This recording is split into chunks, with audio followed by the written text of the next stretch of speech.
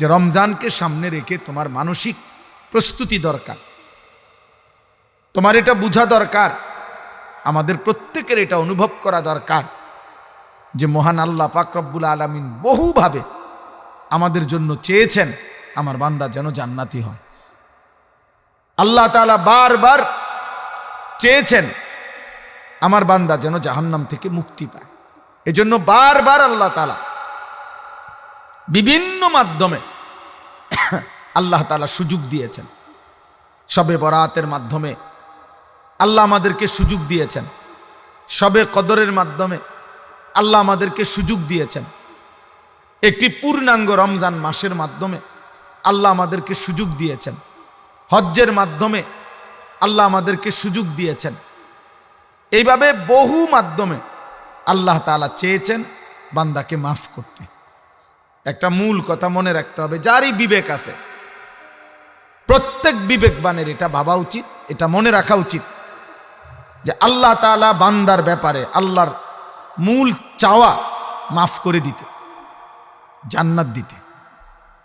আমরা যদি বলি কাউকে যে ভাই আপনি আসলে আমারে মূল কথাটা বলেন, আপনি আসলে আমার এটা দিবেননি, আমারে নাহলে ঘুরাইয়েন না, আসলে দিবেননি এটা কর, না দিলে শুধু শুধু ঘুরাইয়েন না।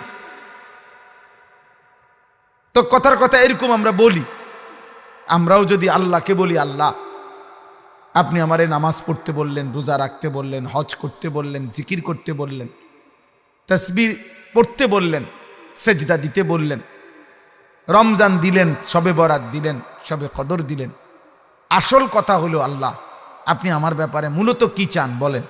আল্লাহ তাআলা বলছে বান্দা সত্যি কথা হলো, এত সব কিছু দেওয়ার অর্থ হলো আমি কোনো না কোনোভাবে তোমাকে মাফ করতে চাই, আমি তোমাকে মূলত জান্নাত দিতে চাই। নাব্বি ইবাদি আন্নী আনাল গফুরুর রহিম। আল্লাহ তাআলা বলছে হে নবী আপনি আমার একটা বান্দাকে বলেন যে আমি আল্লাহ প্রচন্ড ক্ষমাশীল, আমি আল্লাহ দয়ালু, আমি দয়াবান, আমি মাফ করতে চাই। কুল ইয়া ইবাদিয়াল্লাযীনা আসরাফু আলা আনফুসিহিম লা তাকনাতু মির রাহমাতিল্লাহ। আল্লাহ বলেন হে নবী আপনি আরো বলেন আমার বান্দাদেরকে শুনান, তোমরা যদি তোমাদের পুরা হায়াত গুনাহ করে পুরাটা হায়াতও যদি শেষ করে ফেলো, তবুও যদি আমার কাছে ফিরে আসো, পিছনের গুনাহ ছেড়ে দিয়ে তওবা করো, আর করবা না ওয়াদা দিয়ে যদি লজ্জিত আর অনুতপ্ত হয়ে একবার বলো, আমি যদি দিলের মধ্যে বাস্তবিক দেখি যে আসলেই গুনাহ ছেড়ে দিছো আর করবা না ওয়াদা দিছো, তো আমি আল্লাহ তাআলা পূর্ণ হায়াতের প্রতি সেকেন্ড পূর্ণ গুনাহ আমি আল্লাহ সব মাফ করে দেব। বিষয়টা আপনি এমনি বুঝেন, আমি বুঝাই। মনে করেন আমার বয়স ৪৫ বছর রানিং, তা আল্লাহ যেন আমারে বলছেন যে ৪৫ বছরে যত ঘন্টা হয় মিনিট হয়, একটা ঘন্টা বাইরে হবে না ৪৫ বছরে, একটা মিনিট বাইরে হবে, এত মিনিট আমার হায়াত আমি মোট পাইলাম।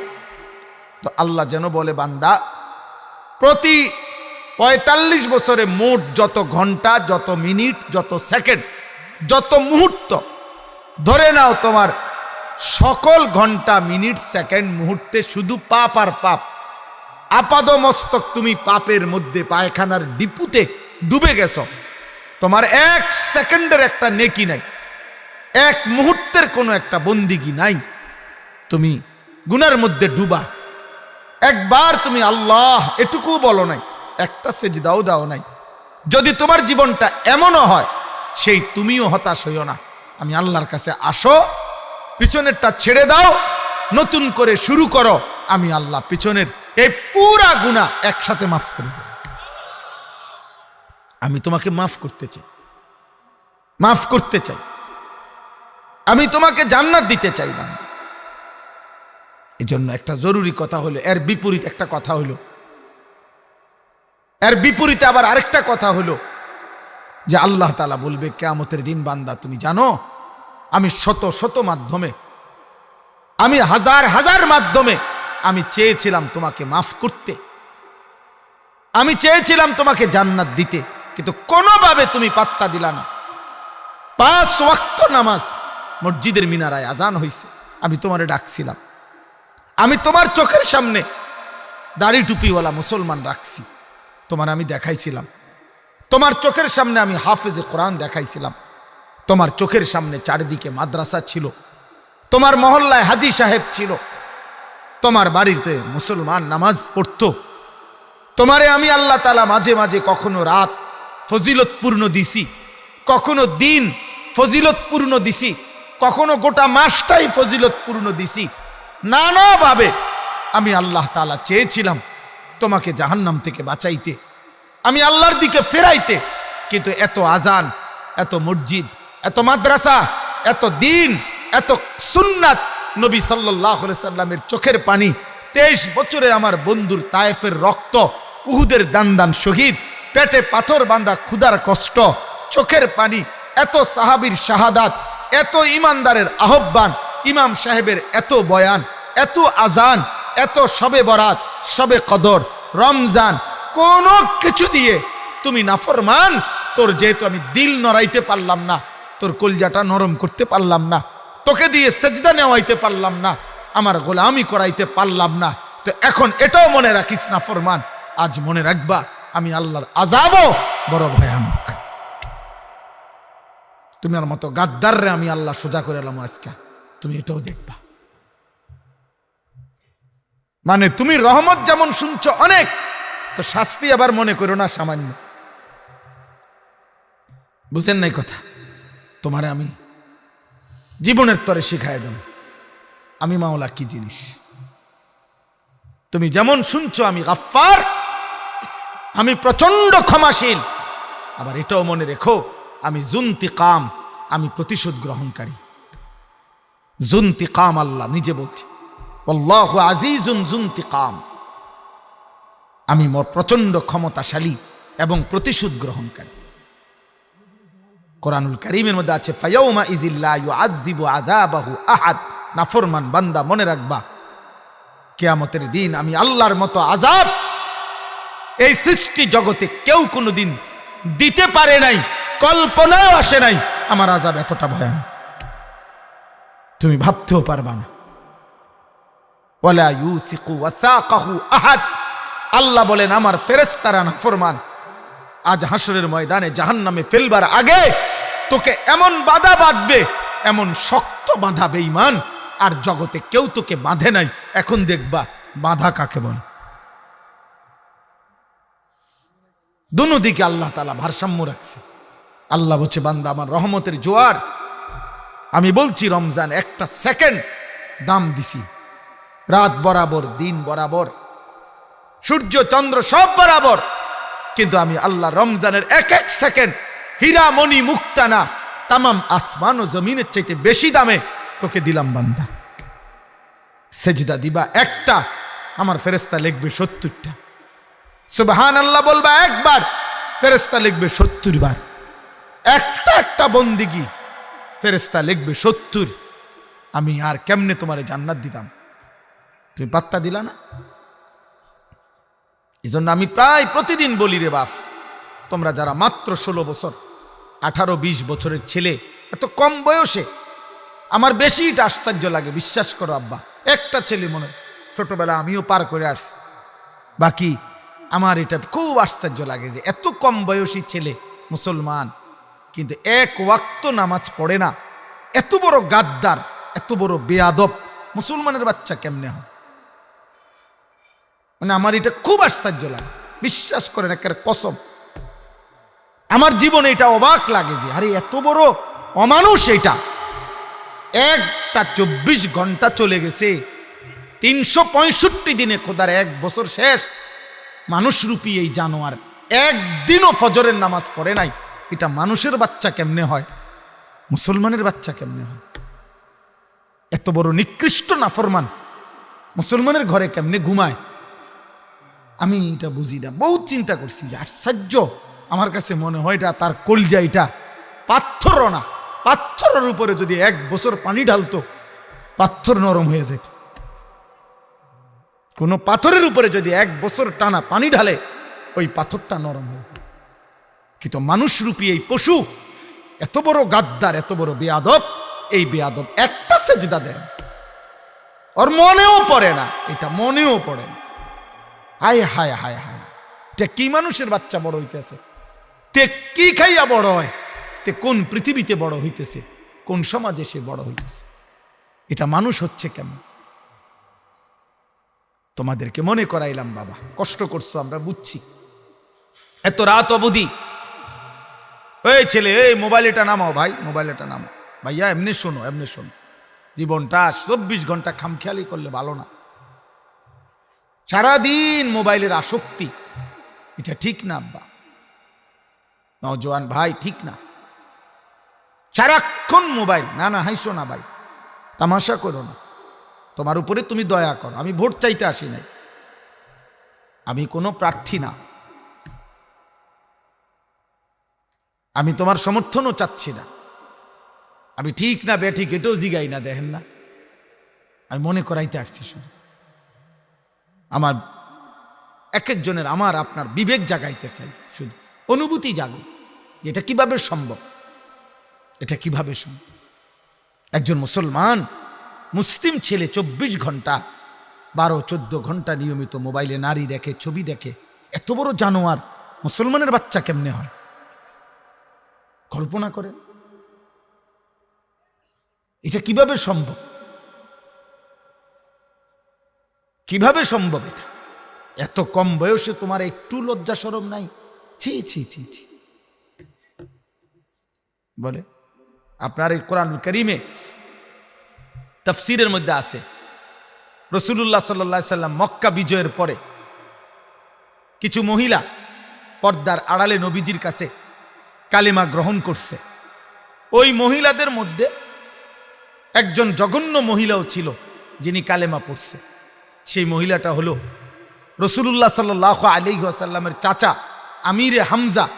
উহুদের যুদ্ধের দিন যিনি শাহাদাত বরণ করছিলেন, ওই দিন নবীর চাচার উপরে জুলুম করেছিল একটা মহিলা, যেই মহিলাটা নবীর চাচার বুকটা ফাইরা কলজাটা বাহির করে চাবাইছিল এবং নবীজির চাচার শরীরটা টুকরা টুকরা কইরা চোখ নাক কানের মধ্যে ছিদ্র কইরা মালার মতো বানাইয়া গলায় ঝুলাইয়া এই মহিলা নাচ গান করছিল।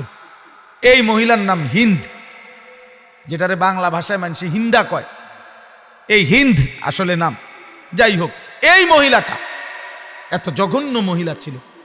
এই মহিলাও মক্কা বিজয়ের দিন, মক্কা বিজয়ের পরে অন্যান্য মহিলাদের সাথে পর্দার আড়ালে নবীজির হাতে কালেমা গ্রহণ করছে। তো কালেমা যখন গ্রহণ করছে, তখন নবী সাল্লাল্লাহু আলাইহি সাল্লাম এই মহিলাদেরকে কয়েকটা বিষয়ে বায়াত করাইছে, শপথ করাইছে যে তোমরা আমার কাছে এখনই এই কয়টা বিষয়ে শপথ করবা, আমি যা বলি। তো নবীজি সাল্লাল্লাহু আলাইহি সাল্লাম মহিলাদেরকে বলছে, ওই মহিলাদেরকে, যে 1 নাম্বার হলো শিরিক করবা না আল্লাহর সাথে, বলো তোমরা। তো তারা বলছে শিরিক করব না। 2 নাম্বারে বলছে ওয়ালা ইয়াসরিকনা, চুরি করবা না। তো তারা বলছে ওই পাশ থেকে চুরি করব না। 3 নাম্বারে নবীজি বলছে ওয়ালা ইয়াজনিনা। শোনো আব্বা, নবীজি বলছে, কোরআনের আয়াত, আল্লাহর পক্ষ থেকে নবী বলছে যে 3 নাম্বার হলো বলো জিনা করব না, জিনা করব না, ব্যভিচার করব না। এই কথা বলার সাথে সাথে ওই মহিলা, এই হিন্দ, এই যিনি নবীর চাচা আমিরে হামজার লাশ গোশত কলিজা চাবাইয়া খাইছে, এই মহিলা বলছে, মুহাম্মদ থামো, কি বললা, কি বলতাম বলছো? বলছে জিনা করব না, এটা বলো। কসম খোদার, তাফসীরের মধ্যে আছে, এই মহিলা বলতেছে, মুহাম্মদ কোন ভদ্র বিবেকবান স্বাধীনা নারী জিনা করতে পারে? মানে সে রীতিমতো আসমান থেকে পড়ছে। আরে এটা বলবো কেন, বলো কে তুমি? আমি কাফের হইতে পারি, আমি ব্যভিচারী হব কেমনে? সেই অবাক হয়ে গেছে, বুঝছেন? বলছে কোন স্বাধীনা বিবেকবান নারী কি জিনা করতে পারে? হায় হায়। এবার বলো আব্বা, কোন মুসলমানের ঘরে জন্ম নিয়ে 18 বছর যে জানে সে মুসলমান, 16 বছর যে জানে সে মুসলমান, 24 বছর যে জানে সে মুসলমান, সে এত উলঙ্গ ছবি দেখতে পারে? হ্যাঁ, কোন নারী কোন মেয়ে জানে সে মুসলমানের মেয়ে, 18 বছর 14 বছর 16 বছর 20 বছর নারী, মেয়ে, কন্যা, বোন, সে এইভাবে নিজের রূপ যৌবন বেহায়া বেপর্দার মতো বাজারে বাজারে ফেরি করতে পারে? কিভাবে সম্ভব? গায়রত কি বলে, আত্মসম্মান কি বলে, আত্মমর্যাদা কি বলে? অতএব দোস্ত, রাত গভীরে দেরি করব না। আমাদের শান্তি, সুখ, নিরাপত্তা, আমাদের ইজ্জত, আমাদের বেঁচে থাকার দুনিয়ার স্বাধীনতাও, আমাদের দুনিয়াতেও আরামে থাকা, খোদার কসম 12 তারিখ যে নির্বাচিত হবে তার হাতে না, বরং আল্লাহর হাতে। কার হাতে? আল্লাহর হাতে। তোমার আমার এক এক সেকেন্ডের নিরাপত্তা আল্লাহর হাতে, আল্লাহর হাতে, আল্লাহর হাতে। 12 তারিখ সূর্য তিনি উঠাবেন, 11 তারিখ যিনি সূর্য উঠাবেন। 11 তারিখের রাত যদি আল্লাহ ভোর না বানায় তো 12 তারিখ আসবে না। 12 তারিখের সূর্য যদি না ডুবে তো আর 13 তারিখ আসবে না।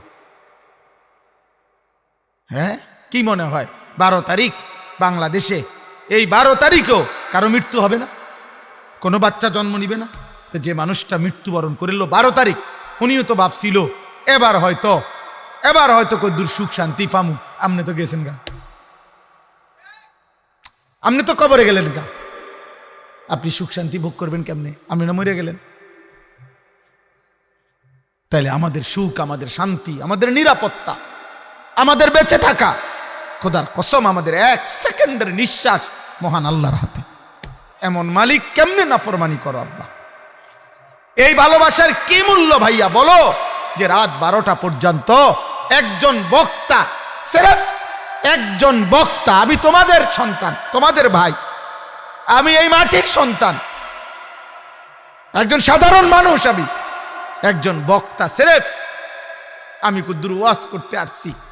এরপরে তোমরা যদি রাত 12টা পর্যন্ত, 11:30 পর্যন্ত অপেক্ষা করতে পারো একজন বক্তার জন্য, এত বড় আসমানওয়ালা রব, এত বড় মালিক, তোমার এক এক সেকেন্ডের নিঃশ্বাস যিনি দিচ্ছেন, তুমি তাকে যারা আজকেও সেজদা দিলা না, এক ওয়াক্ত নামাজ পড়লা না, এমন মালিকের কৃতজ্ঞতা হিসাবে তুমি কেমনে পারলা সেজদা না দিয়া থাকতে? বলো ভাই, যদি বিবেক থাকে কেমনে ঘুমাইবা? যদি লজ্জা থাকে কেমনে ঘুমাইবা? এই ঘুম যদি আর না ভাঙে,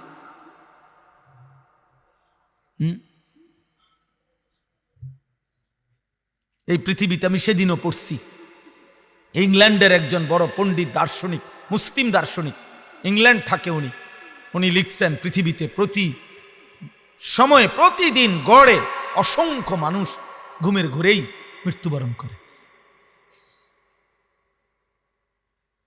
আমার কাছে আরবি কিতাব আছে, লাতাইফুল মাআরিফ, একটা আরবি কিতাব, ওই কিতাবের মধ্যে লিখছে, হায় প্রতিদিন ভোর হয়, অসংখ্য অগণিত মানুষ ভোর চোখ মেলে, কিন্তু ওই মানুষটা জানে না আজকের সন্ধ্যা তার জীবনে হবে না,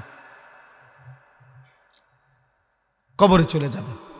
অসংখ্য মানুষের জীবনে সন্ধ্যা হয়, কিন্তু সে জানে না আগামীকালকের ভোর তার জীবনে আসবে না,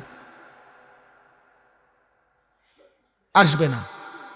হযরত আব্দুল্লাহ ইবনে ওমর রাদিয়াল্লাহু তাআলা আনহুমা, নবী পাক সাল্লাল্লাহু আলাইহি ওয়াসাল্লামের বিখ্যাত সাহাবী, তিনি বলতেন, ইজা আমসাইতা ফালা তানতাজিরিস সাবাহ, হে আল্লাহর বান্দা, যখন তোমার জীবনে সন্ধ্যা হয় তুমি ভোরের অপেক্ষা করো না। ওয়া ইজা আসবাহতা ফালা তানতাজিরিল মাসা, হে আল্লাহর বান্দা, যখন তোমার জীবনে ভোর হয় তো তুমি ওই দিনকার সন্ধ্যার অপেক্ষা করো, সন্ধ্যার অপেক্ষা করো। আল্লাহর নবী সাল্লাল্লাহু আলাইহি সাল্লাম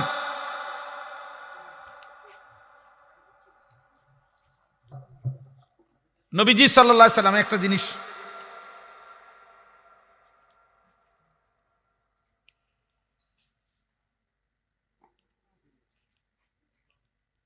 একটা জিনিস দেখাই, এই দেখেন এখানে 3টা আঁখ, মানে দাগ দিছি আর কি। তো নবী সাল্লাল্লাহু আলাইহি সাল্লাম বলেন এটা হলো ব্যক্তি। নবীজি এরকম আইকা মাটিতে বুঝাইছিলেন সাহাবীদেরকে একদিন যে দেখো এটা হচ্ছে ব্যক্তি, মনে করেন আমি, আর এই যে লম্বা এই আঁক আর এই আঁকের চাইতে বেশি একটু বড় মাঝের আঁকটা দেখছেন, এইটা হলো ব্যক্তির আশা আকাঙ্ক্ষা, আর মাঝখানের এটা হলো তার মৃত্যু। অর্থাৎ আশা আকাঙ্ক্ষা সব সময় নবীজি বলছে প্রত্যেক ব্যক্তির আশা আকাঙ্ক্ষা এত দীর্ঘ, এত লম্বা, এত প্রশস্ত, এত বেশি, কারো জন্যই মৃত্যু এসে আগেই চলে আসে, তার এই আশা পূর্ণ হইতে দেয় না। বুঝেন?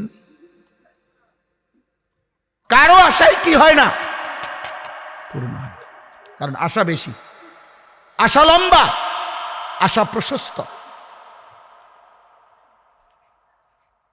রাসূলুল্লাহ সাল্লাল্লাহু আলাইহি ওয়াসাল্লাম এটা বলছেন, নবীজি উদাহরণ দিয়ে বলছেন। আমার ভাই, আমার বন্ধু, আমার নওজোয়ান সাথী, পর্দার আড়ালের কোনো মা বোন, সবার জন্য, আমার জন্য, উসিকুম ওয়া ইয়ায়া, আপনাদেরকেও বলছি, আমাকেও বলছি, আমরা প্রত্যেকেই মাহে রমজানকে সামনে রেখে টার্গেট করেন যে আমি আমার জীবন সুন্দর করব ইনশাআল্লাহ। দোস্ত, এতে দুনিয়াতেও দাম হয়, আখেরাতেও দাম হয়। দুনিয়া আখেরাত দুই জায়গাতেই সম্মান হয়। রমজান আল্লাহ তাআলা প্রতি বছর আল্লাহ তাআলা রমজান আনে যেন লক্ষ কোটি, হাদিসের মধ্যে আছে নবীজি সাল্লাল্লাহু আলাইহি সাল্লাম বলেছেন ওয়ালিল্লাহি উতাকাউ মিনান নার, রমজানের প্রতি রাতে আল্লাহ তাআলা কোটি কোটি বান্দাকে জাহান্নাম থেকে মুক্তি দেয়, জাহান্নাম থেকে মুক্তি দেয়, জাহান্নাম থেকে মুক্তি দেয়। আল্লাহ তাআলা কোরআনুল কারীমের মধ্যে রমজানকে আমাদের জন্য সহজ করতে করতে একেবারে প্রথম থেকে শেষ পর্যন্ত আল্লাহ তাআলা যতবার বান্দার কষ্ট হয়েছে ততবারই রমজানের হুকুমের মধ্যে সহজ করছে, সহজ করে দিছে। প্রথম রমজান যে সময় নবীজির জীবনে, সাহাবাদের জীবনে, তাফসিরে আছে ইসলামের শুরুর জমানায় রমজানের নিয়ম কি ছিল? রোজার নিয়ম ছিল যে সুবহে সাদিক থেকে রোজা শুরু হইতো, এই ভোর থেকে। এখন আমরা যে সময় শুরু হয় রোজা, কিন্তু সূর্য ডুবলে সন্ধ্যাবেলায় খাওয়ার অনুমতি ছিল, কিন্তু নিয়ম ছিল একেবারে বিশুদ্ধ হাদিস, নিয়ম ছিল যে এই সন্ধ্যা থেকে নিয়ে রাত্র সজাগ থাকবে যতক্ষণ, খানা দানা করতে পারবে ততক্ষণ, স্বামী স্ত্রী মিলিত হইতে পারবে ওই সময়ে। কিন্তু যদি একবার ঘুমাইয়া যায়, 6টা বাজে ঘুমাক আর 9টা বাজে ঘুমাক, শুয়ে লাইলে ঘুমাইসা পড়লে নতুন রোজা শুরু। বুঝেন নাই? নতুন রোজা শুরু, এটাই ছিল প্রথম বিধান।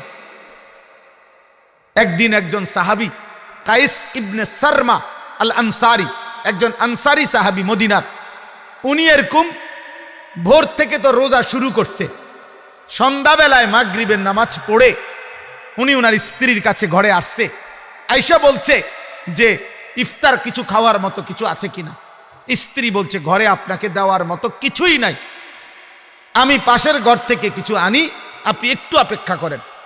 সারাদিন এই সাহাবী তিনি বাগানে কাজ করছেন, ক্লান্ত শ্রান্ত রোজাদার, কিছুই পান করেন নাই, খান নাই। এই স্ত্রী আসতে আসতে উনি কাইত হইয়া শুয়ে লাইছেন, ঘুম চলে আসছে আর কি, ক্লান্তির কারণে। স্ত্রী আইসা দেখছে খাবার তো নিয়ে আসছে, কিন্তু খাওয়ার অনুমতি নাই, নতুন রোজা শুরু হয়ে গেছে। সারা রাত্র রোজা রাইখা পরের দিন ঠিক দুপুরবেলা যখন এই সাহাবী, হাদিসের মধ্যে আছে, বেহুশ হয়ে গেছেন, আর তিনি কুলাইতে পারে নাই, আল্লাহ তাআলা তৎক্ষণাৎ আয়াত নাজিল করে বলছে বন্ধু না ঠিক আছে, এটাও কমায় দিলাম, কুলু ওয়াশরাবু হাত্তা ইয়াতাবায়্যানা লাকুমুল খাইতুল আবিয়াদু মিনাল খাইতিল আসওয়াদ। সেই সন্ধ্যা থেকে নিয়ে রোজা যখন ভাঙবেন সেই থেকে নিয়ে একেবারে ফজরের ওয়াক্ত পর্যন্ত, সুবহে সাদিক পর্যন্ত আমি আল্লাহ পুরাটা রাত খানা পিনা, স্বামী স্ত্রীর মিলিত হওয়া সবটার অনুমতি পূর্ণ দিলাম। যান, বান্দা তবুও রোজা রাখো, তবুও রোজা রাখো, তবুও আমার বিধান পালন করো। কোরআনুল কারীমের এই সূরার মধ্যে, এই আয়াতগুলোর মধ্যে আল্লাহ তাআলা স্পষ্টভাবে বলছেন, আল্লাহ যেন মায়া করে, নিজে মালিক বলতেছে, বান্দা বিশ্বাস করো। এই দেখেন, ইউরিদুল্লাহু বিকুমুল ইউসরা ওয়ালা ইউরিদু বিকুমুল উসরা। আল্লাহ তাআলা বলছে, বান্দা তুমি অসুস্থ প্রচন্ড, ঠিক আছে, তোমার জন্য ছাড় আছে। তুমি মুসাফির, তোমার জন্য ছাড় আছে। তোমার আর এমন রোগ, এমন দুর্বলতা, এমন বৃদ্ধ যে আর কোনোদিন সবল সুস্থ হবা না, তাহলেও তোমার জন্য ভিন্ন সুরত আছে। আমি আল্লাহ প্রত্যেক অবস্থায় সবলের জন্য বিধান রাখছি, দুর্বলের জন্য বিধান রাখছি, অসুস্থের জন্য বিধান রাখছি। আমি আল্লাহ তাআলা একেবারে বৃদ্ধ, দুর্বল, অক্ষম, তার জন্য আলাদা বিধান রাখছি। আমি আল্লাহ সবগুলো বিধান বলে আল্লাহ বলে, বিশ্বাস করো বান্দা, ইউরিদুল্লাহু বিকুমুল ইউসরা ওয়ালা ইউরিদু বিকুমুল উসরা। আমি আল্লাহ প্রত্যেকটা হুকুম তুমি বান্দাকে দিতে গিয়ে তোমার কেমনে সহজ হবে, আরাম হবে, আমি আল্লাহ নিজে, খোদার কসম আল্লাহ বলে, বান্দা এটা আমি খেয়াল রাখছি, তোমার যেন কঠিন না হয়, কষ্ট না হয়, কষ্ট যেন না হয়। তবুও তুমি আমারে চিনলা না। বলো না ভাই, তোমরা কেন নামাজ পড়ো না? বলো না ভাই, প্রিয় ভাই, আল্লাহর সাথে তোমরা নারাজি হইলা কেমনে? বলো। একটা ছেলে রাত গভীরে বলো, আমি বেনামাজি দাঁড় করাই, বেনামাজির চেহারা দেখলে তো চেনা যায়। এখানে যারা বেনামাজি আমি দাঁড় করাই, বেনামাজির চেহারা দেখলেই তো চেনা। বেনামাজি তো বেয়াদব, বেনামাজি অসভ্য, বেনামাজি গাদ্দার, বেনামাজি মুতাকাব্বির, অহংকারী, বেনামাজি আসমানের নিচে জমিনের উপরে। সমস্ত দলিল প্রমাণের আলোকে এ কথা বলা যায়। কৃতজ্ঞতা যার মধ্যে নাই, সেজদার যার মধ্যে নাই, কসম খোদার, কোরআন সুন্নাহর দলিল আলোকে এ কথা প্রমাণিত হয়, জানোয়ারের চাইতে নিকৃষ্ট। ওগুলো তো মানুষ হওয়ার অনুপযুক্ত। তুমি ইনসান না, তুমি কাল আনআম, তুমি চতুষ্পদ জানোয়ারের মতো, যে শুধু খায়, যে শুধু পেশাব করে, যে শুধু লজ্জাস্থানের চাহিদা পূরণ করে। এতটুকুই যে মনে করছে, খাইলাম, ঘুমাইলাম, পেশাব করলাম, পায়খানা করলাম, আর আমার যৌন চাহিদা, শাহওয়াত, লজ্জাস্থানের চাহিদা পূরণ করলাম। আল্লাহ বলে, হে নাফরমান, একটা কুত্তার দিকে তাকায় দেখিস, কুত্তাও খায়, ঘুমায়, পেশাব পায়খানা করে, কুত্তারও চাহিদা পূরণ হয়, যার ফলে কুকুরেরও বাচ্চা হয়, শুকুরেরও বাচ্চা হয়, ছাগলেরও বাচ্চা হয়। জীবন যদি এতটুকুর নাম হয়, আব্বা, কত নারী দেখলে তোমার শখ মিটবে? কত? 18 বছর বয়সে কয়টা বেডি দরকার তোর? এই নাফরমান, কতগুলো নারী দরকার তোর? বল বেটা, একটা ছেলে বল বেটা। কেন নারী দেখবা? কেন অশ্লীল ছবি দেখবা? কেন উলঙ্গ দৃশ্য দেখবা? তোমার লজ্জা নাই? তোমার মা নাই? তোমার বোন নাই? তোমার ফুফু নাই? তোমার খালা নাই? আল্লাহর কসম, নবী এক যুবককে বলছে, যুবক, যে কল্পনা তুমি নারীকে নিয়ে করো, সেই একই যদি তোমার মায়ের সাথে কেউ করে,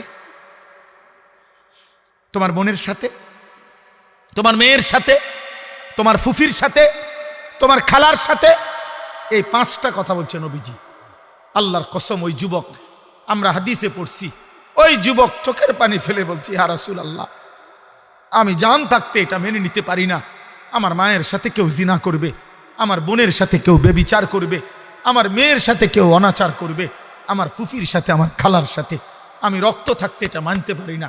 আল্লাহর নবী বললেন, তাহলে যুবক, পৃথিবীর কোনো মানুষও তো চায় না তার মা, বোন, খালা, ফুফু, কন্যার সাথে কেউ জিনা বেবিচার করুক, এটা তো অন্য মানুষও চাইবে না, তুমি কিভাবে করবে? যুবক চোখের পানি ফেলে বলছি, ইয়া রাসূলুল্লাহ, খোদার কসম নবী, জান থাকতে কোনোদিন আমি আর অনুমতি নাই ভিন নারীর দিকে আর চোখ তুলেও তাকাবো। তোমরা আমার ভাই, তোমরা ফিরো আব্বা, তোমরা ফিরো, তোমরা ফিরো বাপ। মদিনার রাসূল সাল্লাল্লাহু আলাইহি সাল্লাম 23 বছর যিনি চোখের পানি ফেলছেন,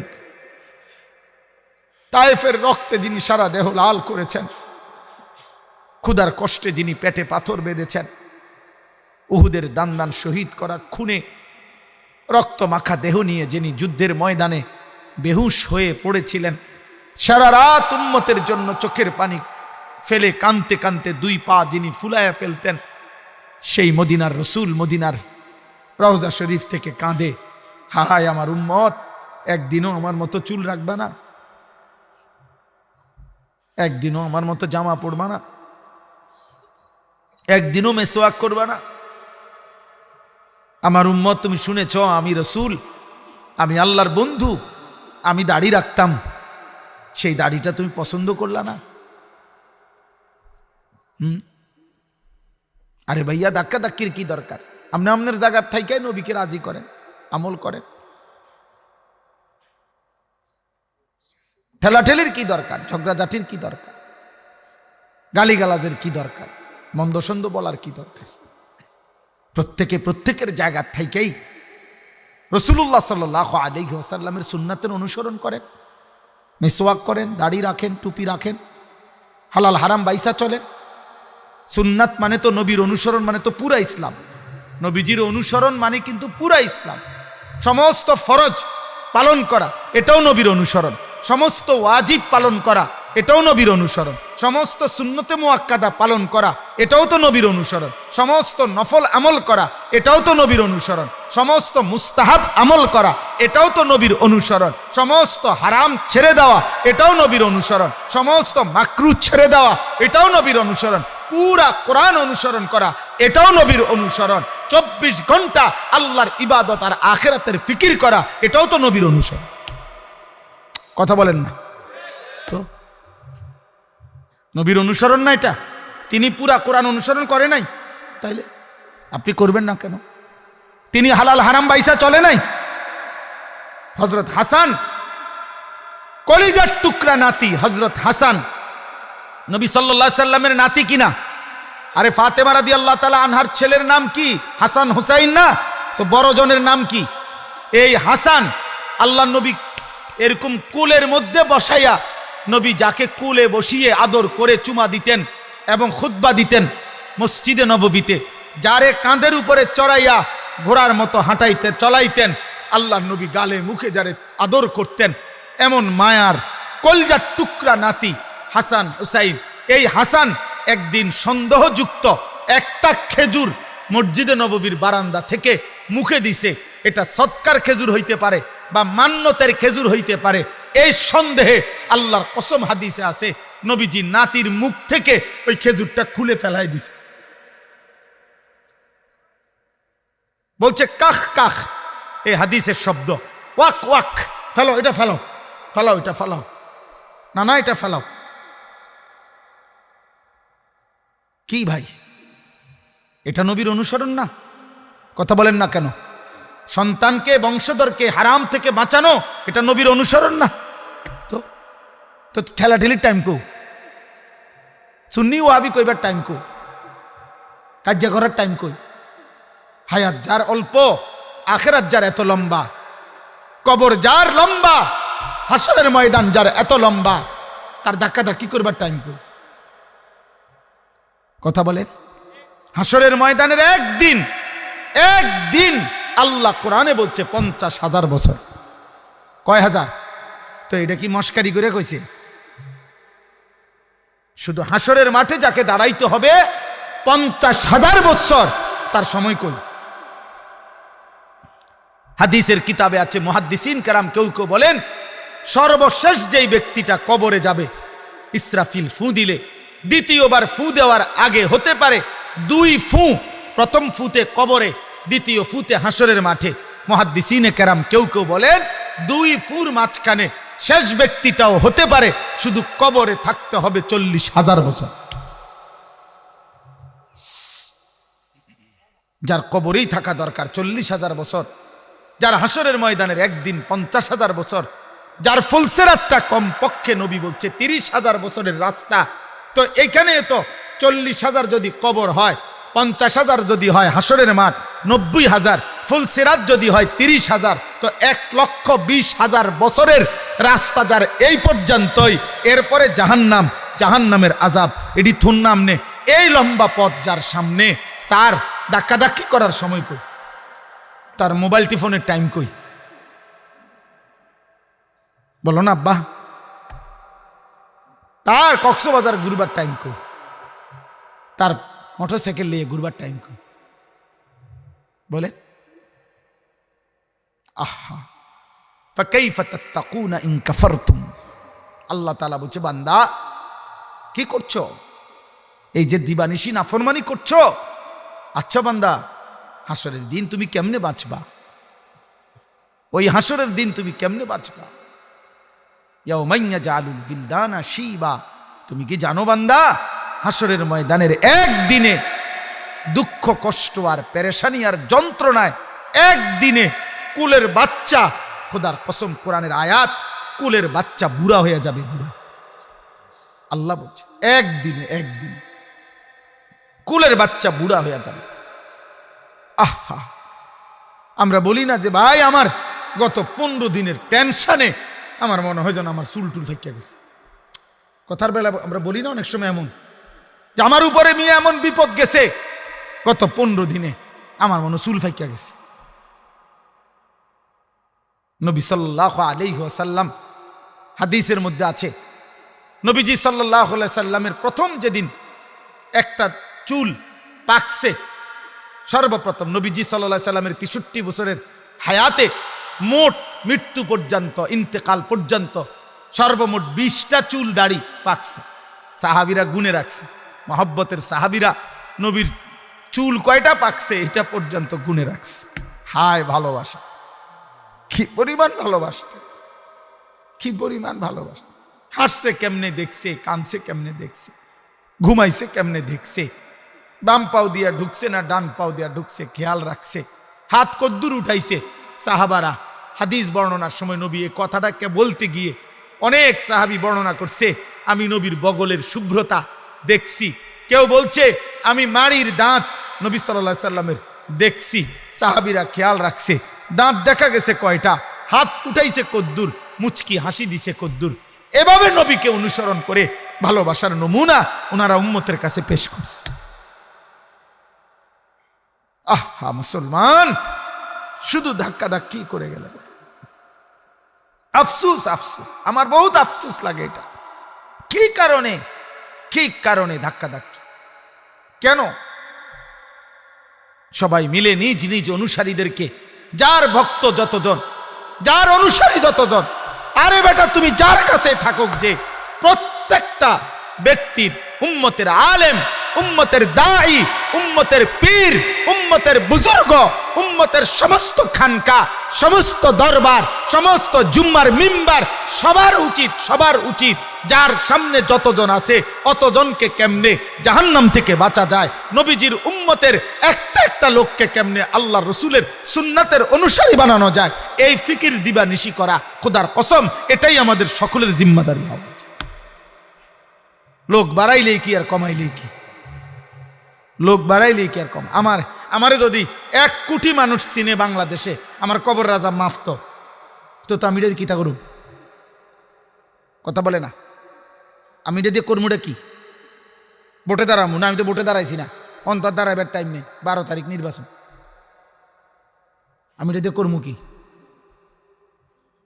বলে? আমি জনপ্রিয়তা দিয়া করব কি? কিয়ামতের দিন খোদার কসম আল্লাহ তাআলা কোরআনে বলছেন, একজন করে, একজন ফারদান, ওয়া কুল্লুহুম আতিহি ইয়াউমাল কিয়ামাতি ফারদান, একজন করে আল্লাহর সামনে এসে দাঁড়াইতে হবে। আমার রাত, আমার দিন, আমার সকাল, আমার দুপুর, আমার আলো অন্ধকার, আমার সেজদা, আমার নামাজ, আমার বন্দিগি, আমার হালাল হারাম, আমার খাদ্য, আমার খাবার, আমার ঘন্টা, আমার মিনিট, আমার সেকেন্ড, আল্লাহর কসম আমাকে একাই আল্লাহর সামনে হিসাব দিতে হবে। আল্লাহ বলবে, বান্দা তোমার হিসাব বলো। নবীজি সাল্লাল্লাহু আলাইহি সাল্লাম একদিন ওমর রাদিয়াল্লাহু তাআলা আনহুকে বলছে, ওমর, নবীজির সামনে ওমর রাদিয়াল্লাহু তাআলা আনহু 2টা খেজুর খাইছে আর একটু পানি পান করছে। নবীজি বলেন, ওয়াল্লাহি লা তুসআলু আন হাদান নাঈম, ওমর আল্লাহর কসম মনে রেখো, কিয়ামতের দিন আল্লাহ এই 2টা খেজুর আর এই যে পানি পান করলা এটার ব্যাপারও তোমাকে জিজ্ঞেস করবে, তোমাকেই জবাব দিতে হবে এই 2 খেজুর আর পানির বিনিময়ে আল্লাহর কি শুকর আদায় করছে, তোমাকেই বলতে হবে। তোমাকেই বলতে হবে। অতএব আমি অনুরোধ করলাম, রাত গভীরে চলো ভাই নওজোয়ান, আমি যদি শক্ত কথা বলে থাকি তো আমি তোমারে ভালোবেসে বলছি, আমি তোমারে কলিজার সবটুকু দরদ নিয়ে বলছি। একটা একটা ছেলে, আমি সংখ্যা বুঝি না, আমি সেই আনিসুর রহমান যে 4 জন শ্রোতার সামনে 3 ঘন্টা 2.5 ঘন্টা ওয়াজ করছি। খালাস, আমি বুঝি টুঝি না, বেশি কম জনপ্রিয় অজনপ্রিয়তা আমি এত তান বুঝি না, আমার বলা দরকার। আমি গত 3 দিন আগে শেষ বগুড়া রাত্রে এক জায়গায় এমনি ঢুকছি, 1 কাপ চা খাবো, ওনারে বলছি মৌলানা সাহেব আমি আপনার মাদ্রাসা একটু ঢুক। ঠিক বরাবর রাত যখন বাজে 2:30 তখন ওনার মাদ্রাসায় ঢুকছি। ঢুইকা দেখি প্রায় 200-র মতো লোক বইয়ে রয়েছে, রাতের বাজে 2:30।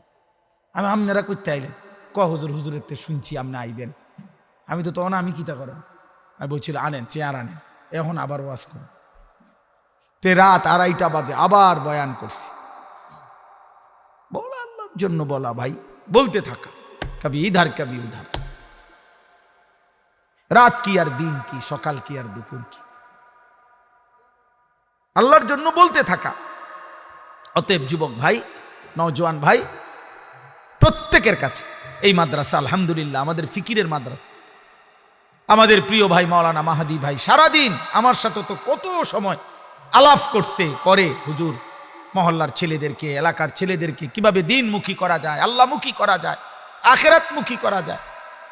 কারো লোক নেওয়া, কাউরে ক্ষতিগ্রস্ত করা মাকসাদ না, আল্লাহর দ্বীনকে বুলন্দ করা, রাসূলুল্লাহ সাল্লাল্লাহু আলাইহি সাল্লামের একটা একটা সুন্নাতকে উম্মতের কলিজায় জিন্দা করা।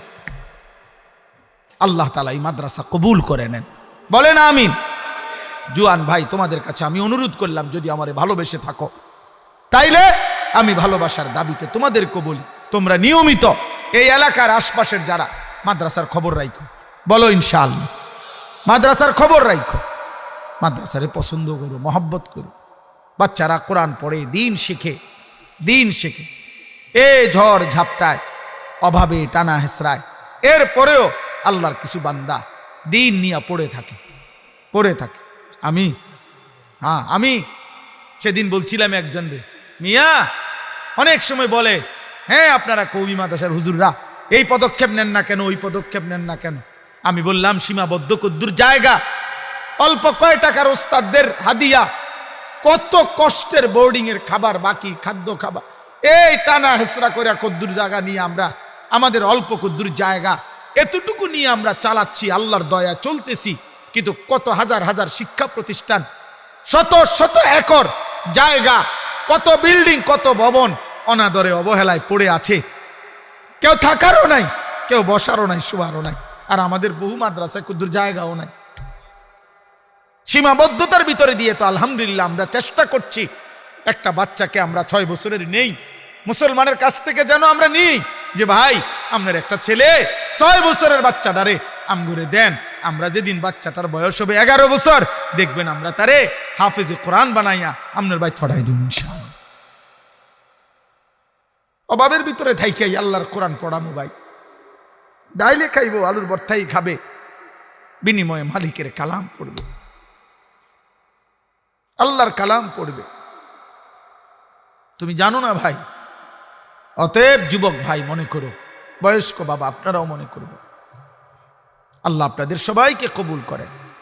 আমরা রমজানকে সামনে রেখে প্রত্যেকে ইনশাআল্লাহ, প্রত্যেকে মাদ্রাসাকে ভালোবাসবেন, বলেন ইনশাআল্লাহ। মাদ্রাসায় দান সাদাকা করবেন, মাদ্রাসায় দান সাদাকা করবেন। রমজান মাসে ইফতারির জন্য টাকা দিবেন, রমজান মাসে আপনাদের সাদাকা, আপনাদের যাকাত ফিতরা থেকে দান করবেন, আপনাদের হালাল উপার্জন থেকে দান করবেন, প্রতিনিয়ত দিতে থাকবেন। যেদিন যা পারেন, সংখ্যা কোনো কিছু না, 1 টাকাই দিবেন, 1 টাকা, অসুবিধা কি? 10 টাকাই দিবেন, অসুবিধা কি? আল্লাহর জন্য দিবেন, আল্লাহর জন্য দিবেন। প্রয়োজন দিয়েছেন যিনি, পূরণ করবেনও তিনি, অসুবিধা কি? আল্লাহ তাআলা আপনাদেরকে তৌফিক দান করেন।